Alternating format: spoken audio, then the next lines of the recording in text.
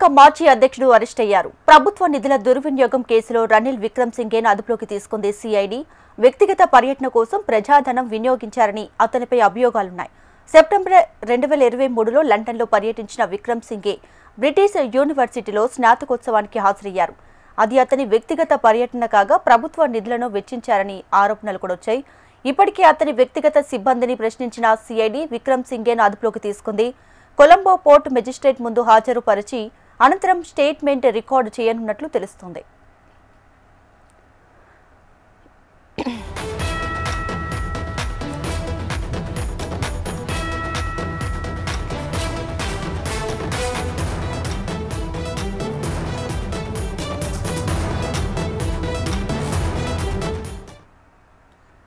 శ్రీలంక మాజీ అధ్యక్షుడు అరెస్ట్ అయ్యారు. ప్రభుత్వ నిధుల దుర్వినియోగం కేసులో రనిల్ విక్రమ్సింఘేను అదుపులోకి తీసుకుంది సిఐడి. వ్యక్తిగత పర్యటన కోసం ప్రజాధనం వినియోగించారని అతనిపై అభియోగాలున్నాయి. సెప్టెంబర్ 2023లో లండన్లో పర్యటించిన విక్రమ్సింఘే బ్రిటిష్ యూనివర్సిటీలో స్నాతకోత్సవానికి హాజరయ్యారు. అది అతని వ్యక్తిగత పర్యటన కాగా ప్రభుత్వ నిధులను వెచ్చించారని ఆరోపణలు కూడా వచ్చాయి. ఇప్పటికీ అతని వ్యక్తిగత సిబ్బందిని ప్రశ్నించిన సిఐడి విక్రమ్సింఘేను అదుపులోకి తీసుకుంది.